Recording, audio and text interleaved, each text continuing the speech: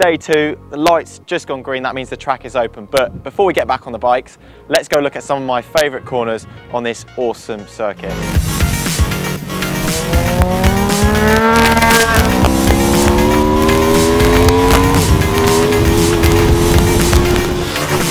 Between turn 9 and 10, this hill is built for the 1299 Panigale. Goes up the hill, and right when you hit the crest and the track starts to drop away from you, you hit the power band. So the front wheel comes up, and then the anti-wheelie system on the Ducati just holds it up right when it hits the deck. Click up a gear and then flick it into turn 11. It is built for that bike.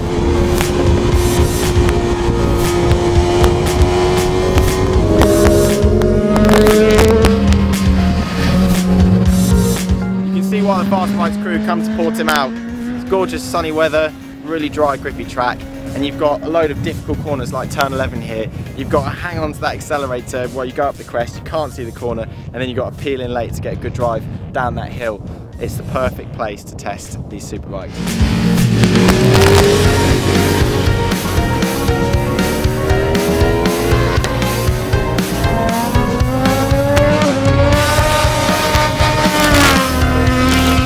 Right after that long right at turn 11, you come down the hill, and it is perfect for bikes like that, Triumph Daytona 675R, because there's just not as much power. Instead of having to kind of feather the throttle, you can just wind it down the hill, click up a gear, let that bike flick over onto its left hand side, and then you fire up to turn 12.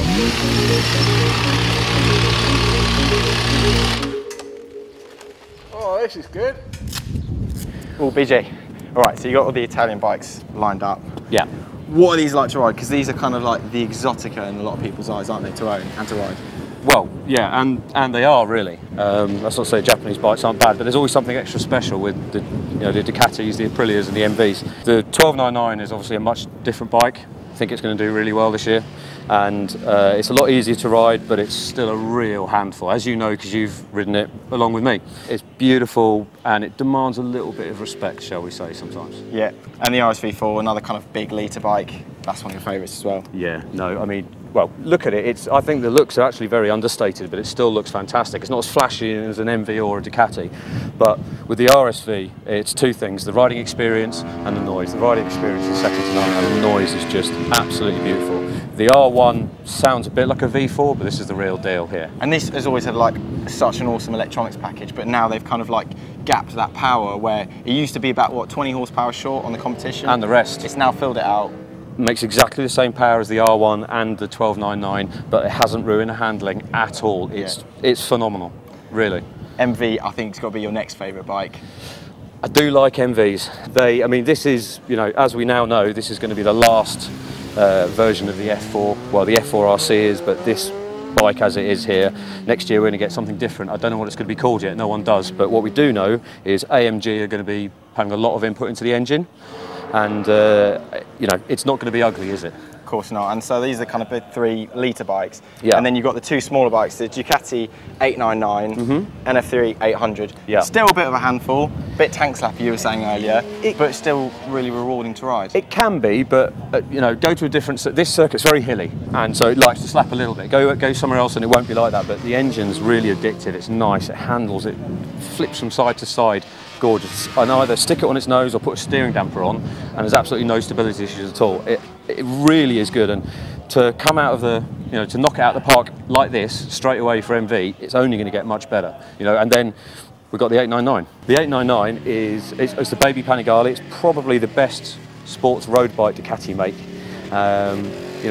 Funnily enough, it feels a little bit underpowered around here, but that's because the gearing doesn't quite suit the track, and when you've got everything with almost 200 horsepower, the smaller bikes can struggle, but it's still lovely. It's pinpoint, and if you can't quite afford the 1299, which is 16 grand plus, you're not going to cry if you've got one of these. Yeah, and regardless of speed, I mean, you look at these 5 bikes lined up, they're 5 of the best looking, surely. Oh, I'd have any one of them, or all 5 of them. No, 2 of each. Oh, and one last thing, yeah. Can I have a ride?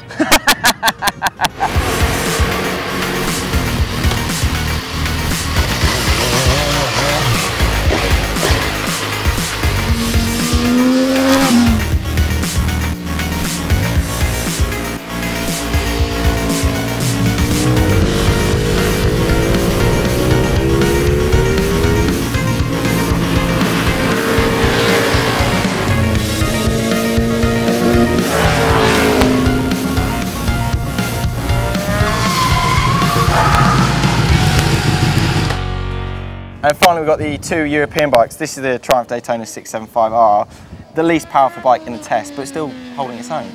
Least powerful bike, that must mean it's rubbish, right? No, it's not. It's, yeah, all right, it does get found out on the straights around here, but in the corners, it is absolutely something else. Thanks to the chassis, the slimness of it, the Öhlins front and rear, the Brembo brakes, it's such a pure package, it's incredible. And then fast forward, what, about 90, 80 horsepower, something like that, the BMW S1000R. I mean, 2-3 years ago, this was kind of the big daddy of superbikes. What's it like now? It still is the big daddy, but there are bigger daddies. I mean, you'd buy one of these and you could just blast around this place all day and not have any qualms with it whatsoever. But like BMW found with the Japanese, BMW themselves are finding that other people are sneaking up in there. So Yamaha have come back into play. Ducati have always been strong, and the Aprilia is just a sublime machine. And it's just at that very, very edge that the BMW just gets exposed a bit. You've not been riding it too much today, though. There's been an issue with it, right? Yeah, we're thinking that it's a swing arm bearing. There's just a little bit of play at the back, and it's not worth risking it. I mean, we know what this bike does, and we've been riding it, and we just thought, park it up today, let it fight another day, and it will fight another day, and it will really push the other bikes on test.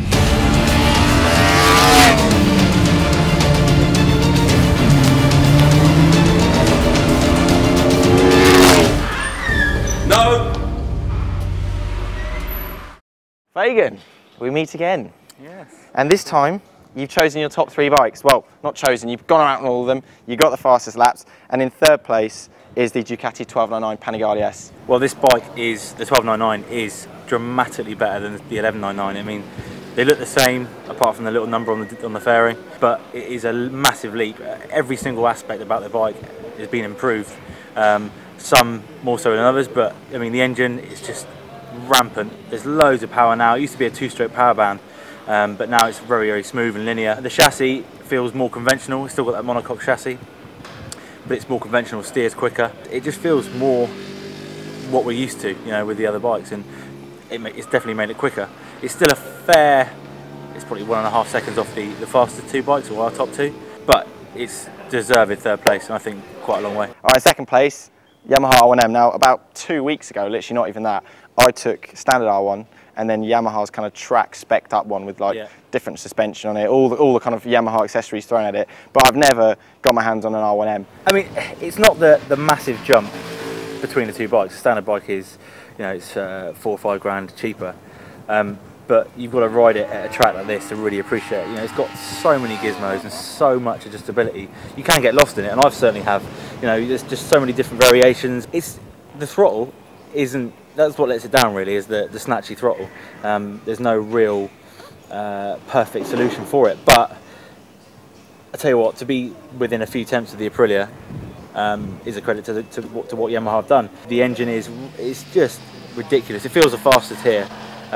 Certainly from the mid-range all the way to the top end, it feels the fastest, and it looks the fastest. And what you're saying about the throttle response, I mean, at the end of the day, the timesheet kind of says it all. We've spent 2 days here, and I still haven't explored every single perfect setup adjustment. So, but yeah, I mean, handling-wise, it's like I said before, it's the closest thing to an Aprilia in terms of that sort of taut GP chassis, and it makes you feel like a hero. But you know, it's not as good as our next bike. First place winner, Aprilia Rsv4. Now, I rode this bike at Mugello about a month ago for a tyre test, and yeah, all right. It's been first place for the last 4 years, I think. So, I mean, Aprilia just, it's important to note that the World Superbike rules for this year have helped everyone, people like you and me, Joe Bloggs in the street, because the manufacturers have had to build bikes that are good enough to win races pretty much from the crate with the standard engines or standard-ish engines. So now we've got 185, 190 horsepower from everything, pretty much, all the new bikes. And like you said, the Aprilia now, it's got that extra 20, 30 horsepower that it needed. It is just ridiculously fast. I mean, it would be interesting to see the top speeds, but it's not far off the R1. And obviously, you know, so we talked about the power, but we've got to talk about the handling. Everyone that I've ever spoken to says this, you know, it's the closest thing you can get to a kind of a world superbike Yeah. in a road bike package. Yeah, yeah, it's world superbike for the masses. It is, relatively speaking, it's not a lot of money, but it's world superbike for the masses. The frame, the chassis, everything about it, the whole package works with you. And you know, I mean, without trying, we got the exhaust down, we got the sides down, the pegs down. You know, the only thing that didn't go down was my gut. It's stable on the brakes, which is a big difference. I think that's where it makes its time over the Yamaha. It's just the way it just goes into a corner. It just goes where you want it to without even trying. It's that tiny bit more effortless than the Yamaha. I want one. I want one. Me too. I can't afford 3-ply bog roll, let alone one of these. So let's put money together. Yeah. And I can ride it, and you can watch me ride it. Yeah. Okay. Cool deal.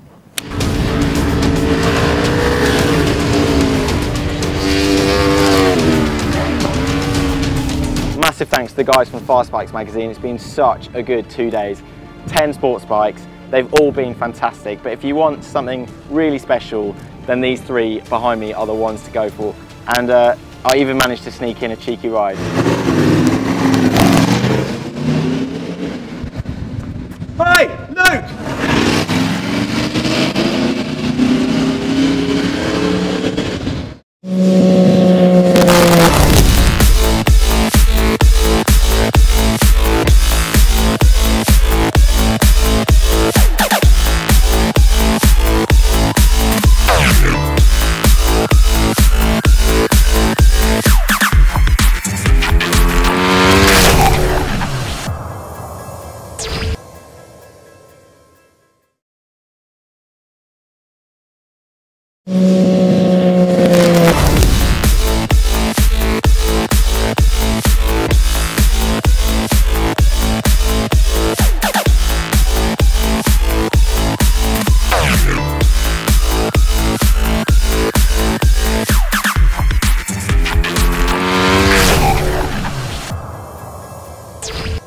This is Bike World. On this episode, Luke heads out to Portimao with the guys from Fast Bikes magazine for their Superbike of the Year test.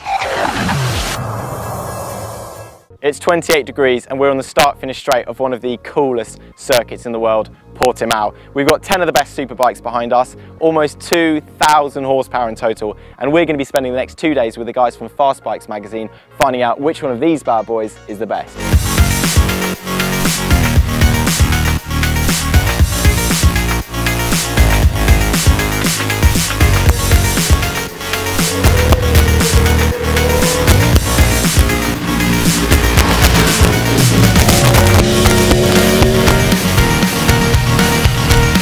So what toys have we got here? We've got MV Agusta's F3800, Kawasaki's Ninja ZX10, the Ducati Panigale 899, BMW's S1000RR, the Triumph Daytona 675R, Ducati's 1299 Panigale S, the MV Agusta F4 RR, Kawasaki's Ninja H2, the Aprilia Rsv4 Rf, and finally Yamaha's R1M.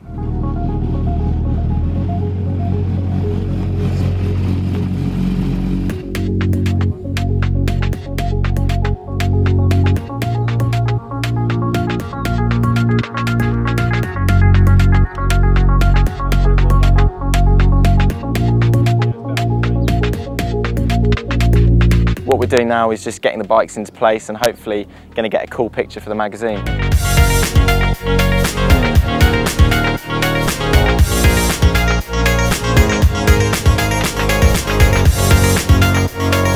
Oh yeah, just going for a ride now.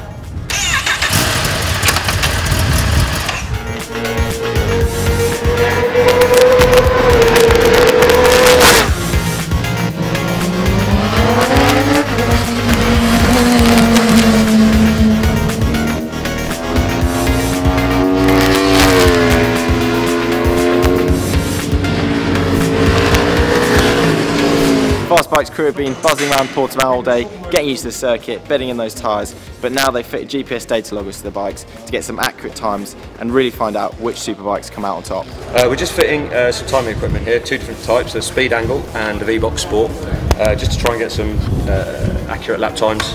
We're going to test it out the ZX10 first, and then we're going to put it on the top three, but what we think are the top three bikes.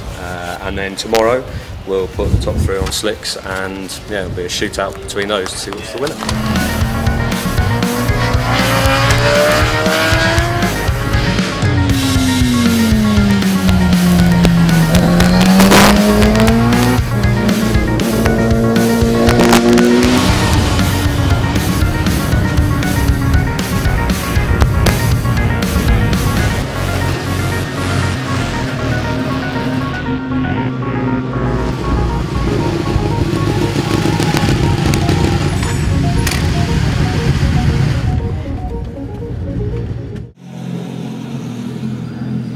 Not the quickest thing here, but that MV4 is gorgeous. Now, I've been lucky enough to ride a lot of these bikes on press launches and stuff, and I don't know if I'm going to be riding today, but I've got my kit in the bag, so I'm going to try and grind down BJ, because I reckon he's the soft one.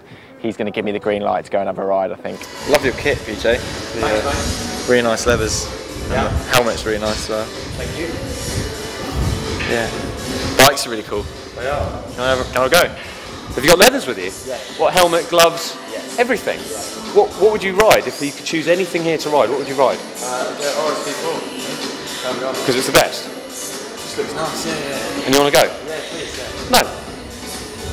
Sorry. This is the new Aprilia Rsv4 Rf, and I have a hunch that this is the winner.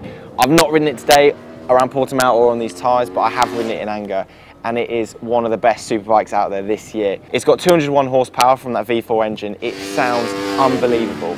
It already had a really, really good electronics package on it, but it's all been revised now, so it's just that bit more crisp, and it's just that bit more immediate, kind of when you want the traction control to kick in and so on. But the handling is just telepathic, honestly. Where some bikes you sort of have to brake in a straight line and then turn it in and do all these things separately, you can just throw everything at this at once. Get on the brakes, peel it in, load up that front tyre, and it just drops onto its side into the corner so easily. I don't know just yet if it's going to be the fastest, because we're yet to kind of whack out the timing equipment, but this is the one I've got my money on.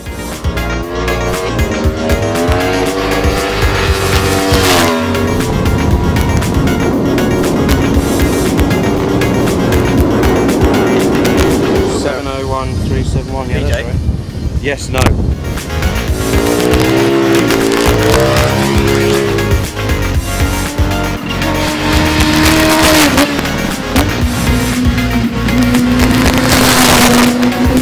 So far it looks like the fastest bikes around this circuit are the Aprilia Rsv4 Rf, the Yamaha R1M and the Ducati Panigale 1299, but this new BMW S1000RR is right, oh mate.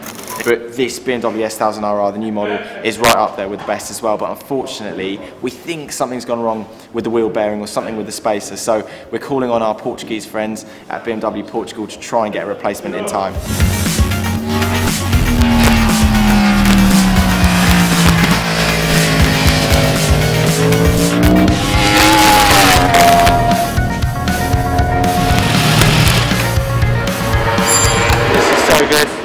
It's so racy, so track biased, but I tell you what, if there's a better bike purely for track, I've yet to find it. It's got so much electronics, so much.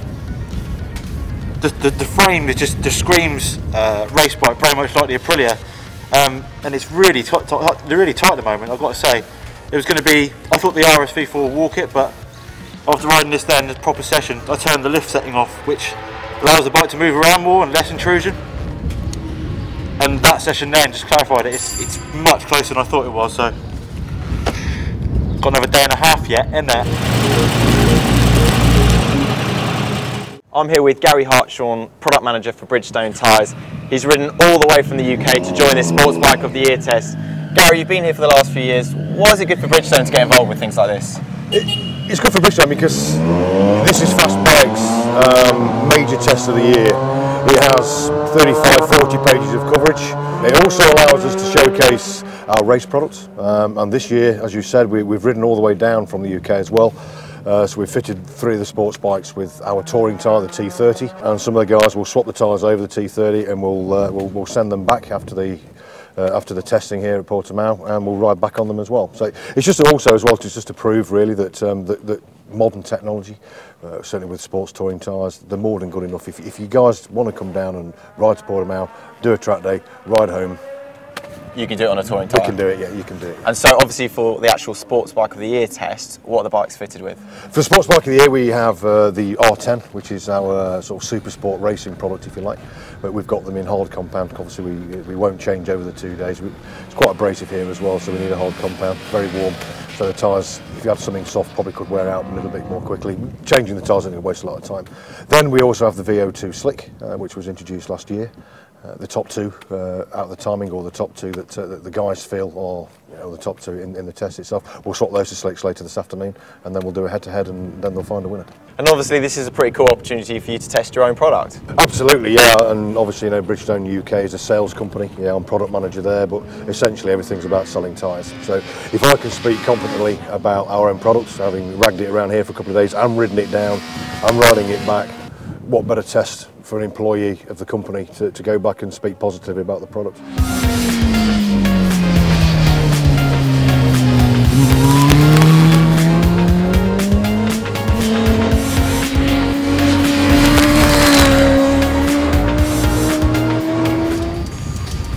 Wow, only 1.5 seconds slower than the ZX10, which is, I can't believe it. I think a lot of its time is obviously made up on the straights and getting out of a corner, but it loses so much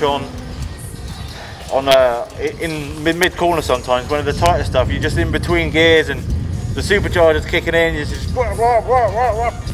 still cracking time, and definitely shocked me.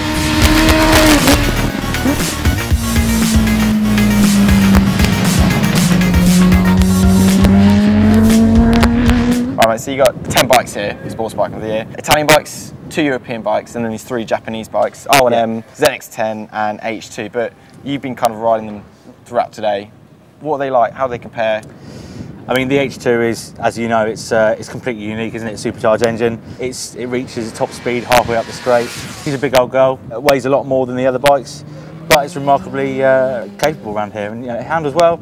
Yeah, you can feel the weight, but compared to the other bikes, I mean, lap time wise, it was only 1.5 seconds off of the ZX10. It's much more sporty, supposedly sporty cousin. So yeah, it surprised me, and it is relatively cheaper. And I mean, to be honest, all bikes make almost 200 horsepower. Yeah. But this is still so special to ride. Yeah. It still feels different. It's got that paintwork, isn't it? Yeah. Yeah. It's the supercharger, everything. Yeah. It's just like the power delivery, everything about it. It's something special.